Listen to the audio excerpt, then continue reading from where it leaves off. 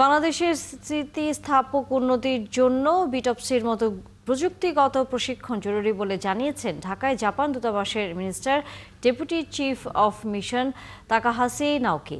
এদিকে জাইকা বাংলাদেশ অফিসের chief representative তোমোহিদি Ichiguchi বলেন, বাংলাদেশের ভবিষ্যৎ অগ্রগতির প্রত্যাশা আছে বলে তারা এখানে বিনিয়োগ করছে। আইসিটি শিক্ষা ও শিল্প উন্নয়নে জায়গা বাংলাদেশের পাশে থাকতে চায় বলেও জানান তিনি। রোববার সকালে রাজধানীর আগারগাঁওয়ে অবস্থিত আইসিটি টাওয়ারের বিসিসি মিলনায়তনের আয়োজিত বিটপসি সেমিনারে তারা একথা বলেন। এর আগে গত বছর 17 অক্টোবর বিটপসি প্রোগ্রাম চালু করতে একযোগে কাজ শুরু করে আইসিটি বিভাগ এবং Japan international cooperation agency JICA. বাংলাদেশের মর্যাদাপূর্ণ টপসি প্রশিক্ষণ কোর্সের আদলে বাংলাদেশি বিটপসি অর্থাৎ Bangladesh top software engineer programme আয়োজন করা হয়।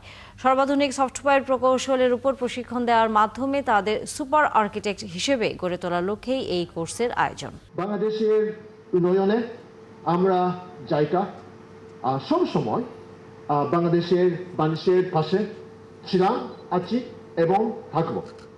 বাংলাদেশের ভবিষ্যৎ গঠনে আমরা একসাথে কাজ করতে প্রতিজ্ঞাবদ্ধ।